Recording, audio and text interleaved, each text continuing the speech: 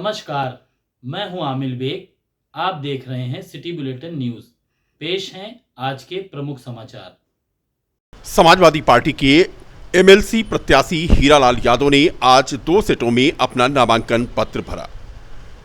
उनके साथ अयोध्या जिले के मिल्कीपुर विधायक अवधेश प्रसाद, गोसाईगंज विधायक अभय सिंह के साथ साथ अंबेडकर नगर के विधायक राममूर्ति वर्मा, त्रिभुवन दत्त, लालजी वर्मा, रामचल राजभर, राकेश पांडे और अन्य जनप्रतिनिधि उपस्थित रहे।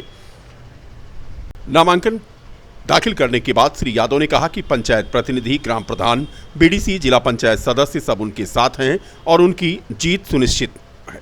में नामांकन किया है, मात्र 2 सेट में अपने प्रस्तावकों के साथ हमने नामांकन किया है। जिसे बीजेपी की सरकार है इस समय, और उसके बाद जो है जो प्रत्याशी जो आपके क्षेत्र में है वो भी पूर्व सांसद है। ये सरकार का चुनाव नहीं है, ये पंचायत के प्रतिनिधियों द्वारा चुने हुए उसके प्रतिनिधि का चुनाव है। राष्ट्रपिता महात्मा गांधी का जो 73वां और 74वां संविधान संशोधन के तहत जिला पंचायत, क्षेत्र पंचायत, गांव पंचायत का गठन हुआ। 74वें संविधान संशोधन में नगर महापालिका, नगर पालिका और क्षेत्र नगर पंचायत का गठन हुआ। उनके प्रतिनिधि के तौर पर जो है वही मतदाता हैं। सरकार पंचायती राज का ढिढोरा पीटती है। भारत सरकार दिल्ली में भी और प्रदेश में भी सरकार है। 73वां और 74वां संविधान ये सरकार अभी तक लागू नहीं किया है। माननीय हीरालाल यादव जी जो एमएलसी थे, समाजवादी पार्टी के राष्ट्रीय अध्यक्ष आदरणीय अखिलेश यादव जी ने उनको इस चुनाव में उम्मीदवार बनाया है, जिसमें सबका अंबेडकर नगर और फैजाबाद है। और उनके नामांकन में जितने विधायक हैं, माननीय विधायक राजभर जी हैं, माननीय राममूर्ति वर्मा जी हैं, माननीय वर्मा लालजी वर्मा जी हैं, त्रिभुवन जी हैं और माननीय रेल मंत्रालय भारत सरकार सलाहकार समिति के सदस्य अनूप चौधरी ने आज अयोध्या जनपद के कई छोटे रेलवे स्टेशन का औचक निरीक्षण किया। बता दें कि भारतीय जनता पार्टी के वरिष्ठ नेता और रेल मंत्रालय भारत सरकार सलाहकार समिति के सदस्य अनूप चौधरी ने आज जनपद के विभिन्न रेलवे स्टेशनों जैसे देवराकोट, बड़ागांव, सोहावल आदि स्टेशनों का औचक निरीक्षण किया तथा स्टेशन पर यात्रियों के लिए उचित व्यवस्था करने के सुझाव भी दिए। बता दें कि बड़ागांव में रेलवे स्टेशन के शौचालय में ताला लगा मिला। अनूप चौधरी ने शौचालयों के तालों को खोलने के निर्देश दिए। शौचालय ऊंचाई पर भी बने पाए गए, जिन्हें दुरुस्त कराने का भी उन्होंने निर्देश दिया। बड़ागांव रेलवे स्टेशन पर यात्रियों के बैठने के लिए समुचित व्यवस्था करने के भी उन्होंने निर्देश दिए, जबकि देवराकोट रेलवे स्टेशन पर बैठने के लिए यात्रियों के लिए पर्याप्त व्यवस्था नहीं पाई गई। सुझाव दिया कि जल्द से जल्द इसे दूर किया जाए। साफ सफाई व्यवस्था सभी स्टेशनों पर संतोषजनक पाई गई। रेल मंत्रालय भारत सरकार के सलाहकार समिति के सदस्य अनूप चौधरी ने आज रेलवे स्टेशनों, खासतौर पर छोटे रेलवे स्टेशनों पर कैंटीन और जलपान व्यवस्था को करने का भी सुझाव दिया, जिससे आने वाले यात्रियों को यहां पर परेशानी न हो। कैंटीन और जलपान की व्यवस्था न होने से छोटे स्टेशनों पर यात्रियों को काफ़ी तकलीफ का सामना करना पड़ता है, जिसको लेकर उन्होंने सुझाव दिया कि जल्द ही इस पर विचार किया जाए। बड़ागांव रेलवे स्टेशन और देवराकोट और सोहावल पर बाकी सारी व्यवस्थाएं चुस्त दुरुस्त पाई गईं। कुल मिलाकर यह निरीक्षण संतोषजनक रहा। अयोध्या में केंद्र सरकार के खिलाफ आज संयुक्त किसान मोर्चा ने मनाया वादा खिलाफी दिवस। संयुक्त किसान मोर्चा ने गांधी पार्क में धरना प्रदर्शन दिया। केंद्र सरकार के खिलाफ वादा खिलाफी दिवस मनाया।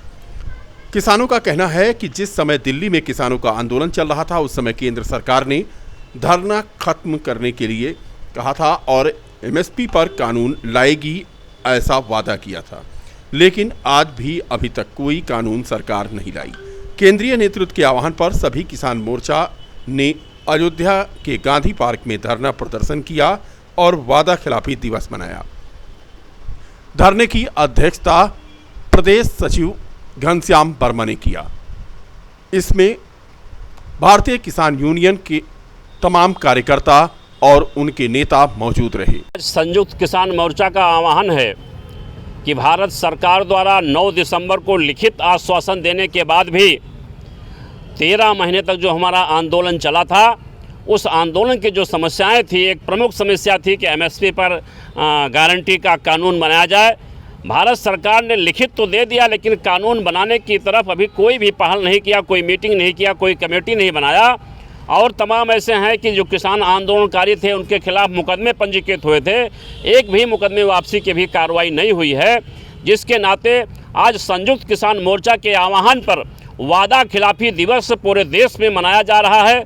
उसी क्रम में आज जनपद अयोध्या में भी भारतीय किसान यूनियन के बैनर तले वादा खिलाफी दिवस मनाया गया। बीकापुर में भी वादा खिलाफी दिवस मनाया गया। संयुक्त किसान मोर्चा ने इस मौके पर एक ज्ञापन भी सौंपा।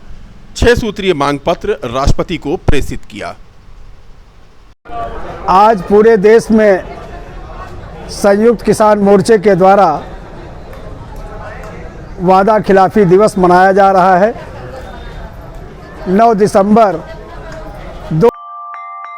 अयोध्या में 7 साल की मासूम के साथ हुए दुष्कर्म के मामले में बीती रात अयोध्या के स्थानीय लोगों का गुस्सा फूट पड़ा। एक मार्च निकालकर आरोपी को फांसी दिए जाने की मांग की गई। विरोध प्रदर्शन में क्षेत्र की महिलाएं और पुरुषों के अलावा बच्चे और बच्चियां भी शामिल थीं। विरोध मार्च में लोगों ने शामिल होकर कैंडल मार्च किया और मासूम बच्ची के जल्द स्वस्थ होने के साथ साथ आरोपी को फांसी की सजा दिए जाने की मांग की। इन दिनों शहर के हाईवे पर अक्सर जाम लग जा रहा है। यातायात पुलिस का दूर दूर तक पता नहीं रहता, ना ही ट्रैफिक सिग्नल के लिए लगाई गई लाइटों का ही कोई असर पड़ रहा है। हाईवे के किनारे खड़े होने वाले वाहनों से लगातार दुर्घटना होने के बाद भी जिम्मेदार जाग नहीं रहे हैं। परिवहन विभाग की नाकामी से लखनऊ, गोरखपुर और अयोध्या प्रयागराज हाईवे पर आए दिन भारी वाहनों का कब्जा नजर आता है। प्रयागराज हाईवे पर आलू लदे भारी वाहनों के खड़े रहने से दिन भर जाम लगा रहता है। जाम से मुक्ति दिलाने के लिए परिवहन विभाग और पुलिस दोनों यहां नजर नहीं आती हैं, जिसकी वजह से यातायात संचालन मुश्किल से हो रहा है।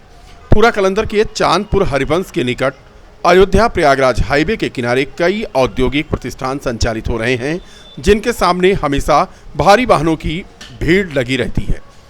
यहां तक कि वाहन सड़क की पटरी के अलावा मुख्य मार्ग पर भी बेतरतीब तरीके से खड़े कर दिए जाते हैं।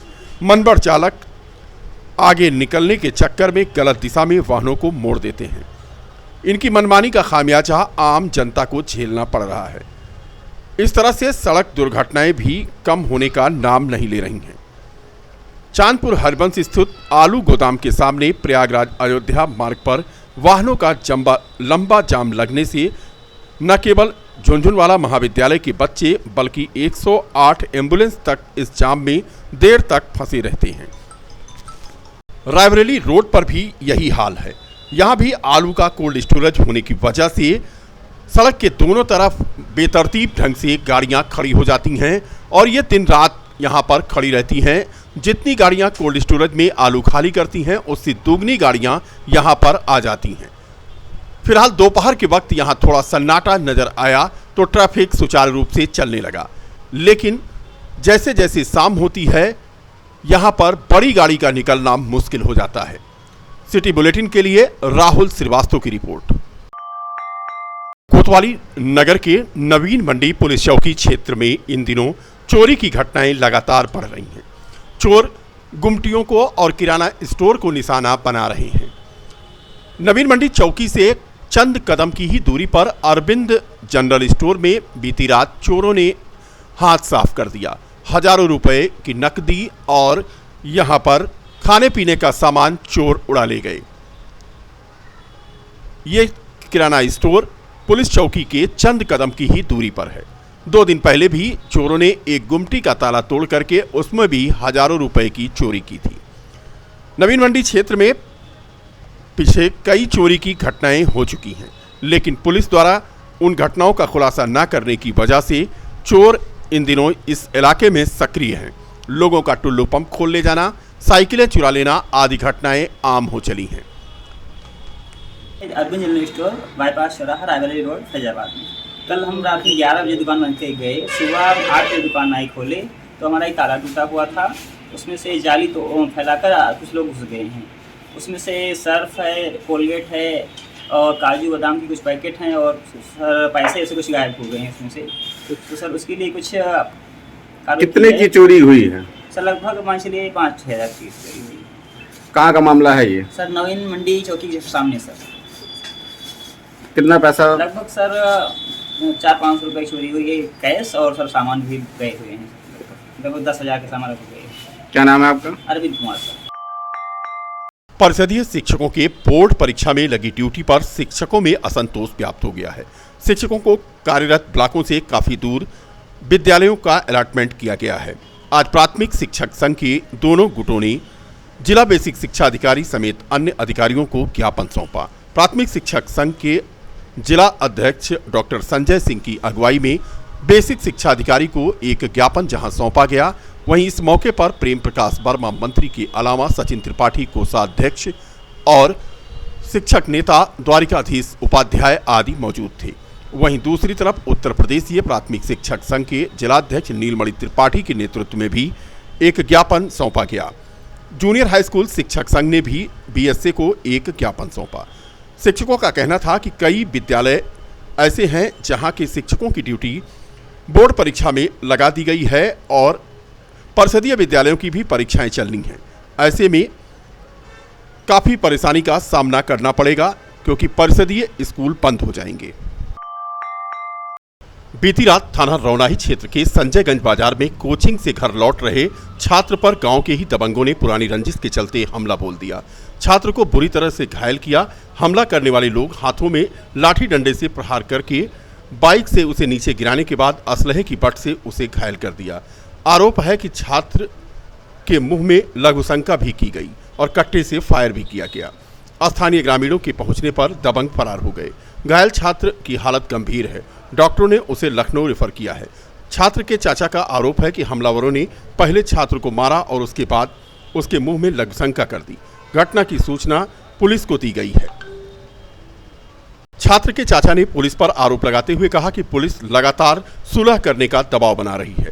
उनके परिवार के साथ यह दूसरी घटना है। उनके पिताजी से भी लूटपाट की घटना हो चुकी है। अब उनके भतीजे को मारा पीटा गया है। मारा है हम लोगों को पता नहीं क्या प्रकरण है। हमारा भतीजा लमसम 7:30 बजे घर से निकला था कोचिंग के लिए। उसके बाद वहाँ से वापस हो रहा था लमसम 8:30 के आसपास। उसको जो है घात लगाए राहुल सिंह और भौजल सिंह, ये दोनों लोग बैठे हुए थे। उसको कट्टे के बट से मारे। जब वो बेहोश हो गया तो उसके ऊपर जो है उसके मुंह में पेशाब कर दिए। उसके बाद जो है हम लोग उसको लेके वहाँ सुहावल CSC पहुँचे। वहाँ से उसको रेफ़र कर दिया गया जिला के लिए। तो एसओ साहब से बात हुई, उन्होंने कहा थाने से होके जाइए। तो हम लोग थाने गए। उन्होंने कहा इसको तुरंत वहाँ लेके जाइए। हम लोग जिला अस्पताल लेके आए। रात भर एडमिट रहा। सुबह 6 बजे राम मनोहर लोहिया के लिए उसको जो है यहाँ से जो है भेज दिया गया। तो जो उसके बाद हम लोग सुबह गए। सुबह इंस्पेक्टर साहब का फ़ोन आता है कि आप लोग जो आइए अपना जो है मुकदमा लिखवा दीजिए। हम लोग सुबह मुकदमा लिखवाए। अब इस टाइम अभी हमें लोग को पता लग रहा है कि वो लोग प्रेशर बना रहे हैं कि उधर से भी जो है फर्जी मुकदमे लिखे जाएँ, जिससे जो है एक क्रॉस केस हो जाए। और हम लोग को फर्जी मुकदमे फंसाना चाह रहे हैं लोग। किस कोचिंग से आपका बेटा आ रहा था? नाम क्या है? तो कहाँ पे हुआ? कौन? ये सुहावल से एक हामिद अली मट साहब हैं, उन्हीं के यहाँ कोचिंग करता है। कहाँ पे घटना घटी थी? लड़का हमारा जो है यहाँ LPS में पढ़ता है, फैजाबाद में। ये संजयगंज से एक बेकरी पड़ता है, हमारी खुद की बेकरी है, उसी जस्ट सामने बंद पड़ी काफ़ी दिनों से। किसी आप उच्च अधिकारी से मिले? जी, SP ग्रामीण से हमारे पिताजी मिले हुए थे आज। तो उन्होंने तुरंत इंस्पेक्टर को फ़ोन किया कि तुरंत गिरफ्तारी करिए, गिरफ्तारी करके हमको बताया जाए। लेकिन ऐसा अभी कुछ हुआ नहीं, उन लोगों की गिरफ्तारी नहीं हो पाई। और बाकी ऊपर से ही हम लोगों के ऊपर दबाव आ जा रहा है कि इस पर जो है सुलह हो जाए। क्या मांग करते हैं? तो हमारी मांग ये है कि हमारी सुरक्षा की जाए, क्योंकि यह दूसरी बार हमारे घर पे घटना घटी है। एक बार हमारे पिताजी के साथ लूट हुई थी, दोबारा इस बार हुआ।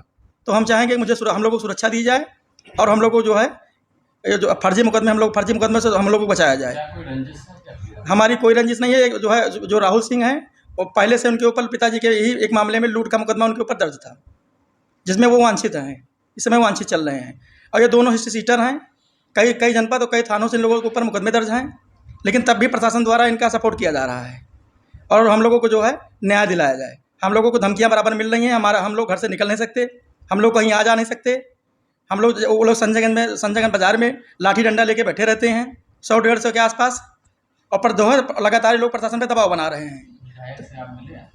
जी, विधायक जी से बात हुई थी हमारी, तो उन्होंने कहा था कि उन्होंने समझ दिया था कि हाँ मदद की जाएगी हमारी। क्या नाम है आपका? हमारा एडवोकेट रत्नाकर पांडे।